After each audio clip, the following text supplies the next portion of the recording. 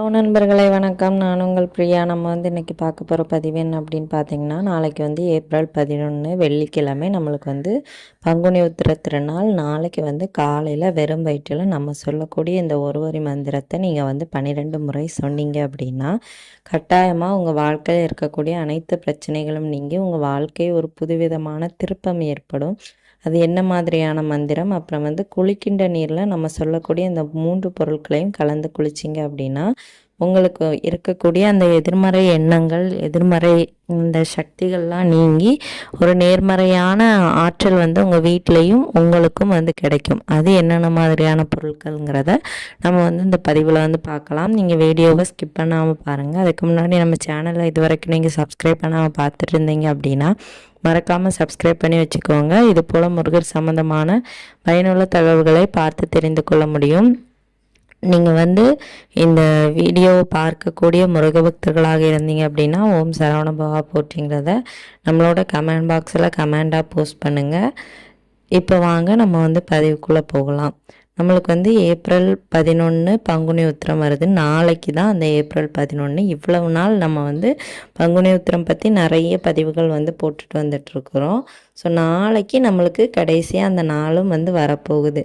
நாளைக்கு நீங்கள் காலையில் குளிச்சுட்டு தான் எல்லாருமே நீங்கள் பூஜைகள்லாம் பண்ண தொடங்குவீங்க. காலையில் நீங்கள் விரதம் இருக்க போகிறீங்க அப்படின்னா சூரிய உதயத்திற்கு முன்னாடியே எழுந்திருக்கிறது ரொம்பவும் நல்லது, ரொம்பவும் சிறப்பு. ஸோ விரதம் இருக்க போகிறவங்க சூரிய உதயத்திற்கு முன்னாடியே எழும்பி காலையிலே குளிச்சுட்டு நீங்கள் குளித்ததுக்கப்புறமா தான் இந்த மந்திரம் சொல்லணும். எப்போ குளிக்கிறீங்களோ அப்பவும் சொல்லலாம். காலையில் வெறும் வயிற்றில் சொல்கிறதுங்கிறது இன்னும் சிறப்பு. ஏன் அப்படின்னா வெறும் வயிற்றில் நம்ம எந்த தெய்வங்களோட நாமங்களை உச்சரிக்கிறோமோ அந்த தெய்வங்களோட அருள் நம்மளுக்கு முழுமையாக கிடைக்குமா. அதனால தான் வெறும் வயிற்றில் இந்த நாமத்தை நம்ம சொல்ல சொல்கிறோம். நீங்கள் நாளைக்கு காலையில் சீக்கிரமாக எழும்பி குளிக்கிறீங்க அப்படின்னா அந்த குளிக்கக்கூடிய நீரில் நீங்கள் என்ன சேர்க்கணும் அப்படின்னு பார்த்தீங்கன்னா ஒரு பிஞ்சு கல்லுப்பு நீங்கள் சேர்க்கணும். கல்லுப்பு சேர்த்து நீங்கள் குளிக்கும்போது உங்கள் உடம்புல மட்டும் இல்லை உங்கள் மனசில் இருக்கக்கூடிய அந்த எதிர்மறையான எண்ணங்கள் நீங்கி ஒரு பாசிட்டிவான ஒரு வைப்ரேஷன் உங்களுக்கு கிடைக்கும். உங்கள் வீட்லேயும் அந்த வைப்ரேஷன் இருக்கும்.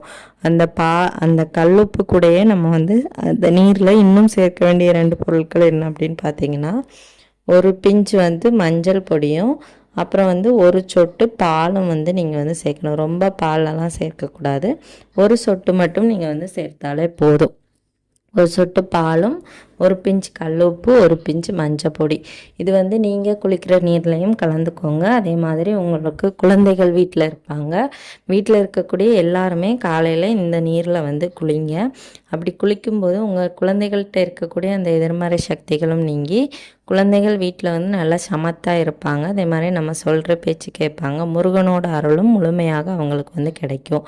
நீங்கள் காலையில் மறக்காமல் இந்த நீரை விட்டு குளிங்க. குளித்ததுக்கப்புறமா நீங்கள் நம்ம சொல்லக்கூடிய இந்த முருகரோட நாமத்தை 12 முறை சொல்லணும்.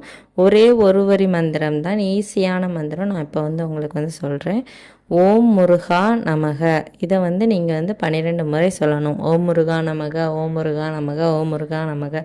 இந்த மாதிரி 12 முறை. யாருனாலும் சின்ன குழந்தைகள் கூட இதை சொல்லலாம். ஈஸியாக அவங்களோட வாயிலையும் நுழையக்கூடிய ஒரு நாமம் தான் ஓம் முருகா நமகங்கிறத. நம்ம அந்த முருகாங்கிற வார்த்தையை சொல்லும்போதே முக்கோடி தேவர்கள் 33 தேவர்களோட அருளும் நம்மளுக்கு கிடைக்குமா.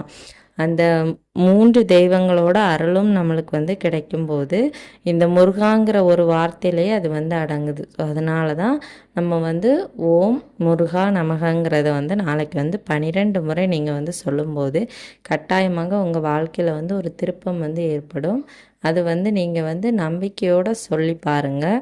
எனக்கு இது நடக்குமா நடக்காதா, கண்டிப்பாக இது நம்மளுக்கு கிடைக்குமா கிடைக்காதா, இந்த மாதிரி நம்ம மனசில் இருக்கக்கூடிய அந்த எதிர்மறையான எண்ணங்களை போக்கி நம்மளுக்கு வந்து எதுவுமே கண்டிப்பாக நடக்கும். முருகர் வந்து நம்மளுக்கு நடத்தி தருவார். அந்த அளவுக்கு நம்மளுக்கு வந்து நம்பிக்கையை தரக்கூடிய ஒரு விசேஷ நாள் தான் நாளைக்கு வரக்கூடிய பங்குனி உத்திரம். அந்த மாதத்தில் 12வது மாதமான பங்குனியும், நட்சத்திரங்களில் 12வது நட்சத்திரமான அந்த உத்திரமும் இணைந்து வரக்கூடிய ஒரு திருமண நாள், முருகப்பெருமானோட திருமண நாள். இந்த நாளில் நீங்கள் வந்து நாளைக்கு வேண்டுதல் வச்சிங்க அப்படின்னா கண்டிப்பாக திருமண தடை இருக்கிறவங்களுக்கு திருமண தடை நீங்கி சீக்கிரமாக திருமணமாகும். கணவன் மனைவிக்குள்ளே ஒற்றுமை இல்லை அப்படிங்கிறவங்க வந்து நாளைக்கு நீங்கள் வந்து கோவிலுக்கு போயிட்டு முருகருக்கு திருக்கல்யாணம் நடக்கும். அதை வந்து பார்த்துட்டு வந்தீங்க அப்படின்னா கட்டாயமாக உங்கள் 2 பேருக்கு இடையில இருக்கக்கூடிய அந்த பிரச்சனைகள் நீங்கி உங்கள் குடும்பம் வந்து நல்ல ஒரு சந்தோஷமான மகிழ்ச்சியான குடும்பமாக இருக்க முருகப்பெருமான் அருள் புரியட்டும். இந்த பதிவு வந்து கண்டிப்பாக பார்க்கக்கூடிய ஒவ்வொரு பக்தர்களுக்கும் உபயோகமாக இருக்கும்னு நினைக்கிறேன். உபயோகமாக இருந்தது அப்படின்னா லைக் பண்ணுங்கள், நம்மளோட சேனலையும் சப்ஸ்கிரைப் பண்ணி வச்சுக்கோங்க. இந்த வீடியோவின் முழு பதிவை பார்த்த அனைத்து நண்பர்களுக்கும் மிக்க நன்றி.